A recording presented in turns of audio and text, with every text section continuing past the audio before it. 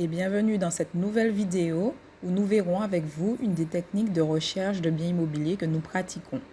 Nous choisissons de nous axer sur les biens très anciens sur le marché. Vous avez défini une routine de recherche. Tous les matins ou tous les soirs, par exemple, vous consacrez un temps défini à la recherche des biens immobiliers. Cette technique vous permet de préciser votre regard, celui-ci s'aiguise et vous permet de mieux analyser les biens. Le fait que vous effectuez un suivi vous permet de repérer les annonces avec une date de parution très ancienne ou celles qui sont sans cesse renouvelées. On pourrait déduire que celles-ci ne trouvent pas preneur. Le but serait d'en connaître les causes. On pourrait attribuer cette absence de vente à la mauvaise évaluation de la valeur du bien. Par exemple, la méconnaissance du prix du marché par le propriétaire, des travaux conséquents et onéreux ou un prix affectif attribué au bien qui ne correspondrait pas du tout au prix du marché. Le résultat de cela mène à une négociation difficile, voire impossible.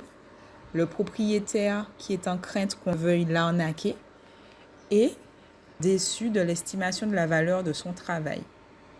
Les conséquences sont que le bien reste trop longtemps sur le marché. Certaines visites n'aboutissent à aucune proposition car les investisseurs sont rebutés par la charge de travail qui sera demandée pour réhabiliter le bien.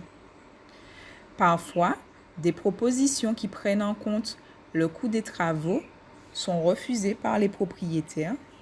On peut donc observer une diminution conséquente des visites, voire plus du tout de visites.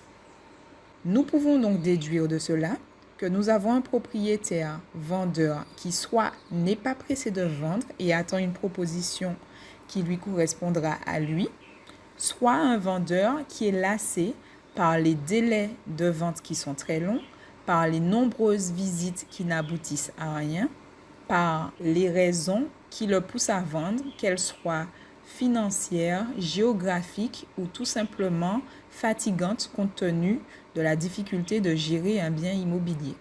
En adoptant certains comportements, nous serons en mesure d'obtenir des informations qui nous permettront de nous positionner sur le bien.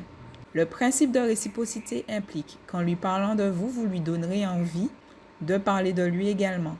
La sympathie sera ce que vous lui inspirez et le fait que vous lui donniez envie de vous vendre à vous le bien. Vous pourrez le questionner afin d'obtenir des informations qui vous expliqueront la raison de la vente qui vous permettront de vous positionner. Soyez donc à l'écoute. Questionnez également le voisinage. Vous aurez d'ores et déjà quelques arguments à avancer lors de votre négociation, comme le fait qu'il soit fatigué d'une vente trop longue, le fait que le bien soit surévalué par rapport au prix du marché, que les travaux soient esthétiques ou obligatoires, leur réalisation est indispensable à une exploitation optimale du bien.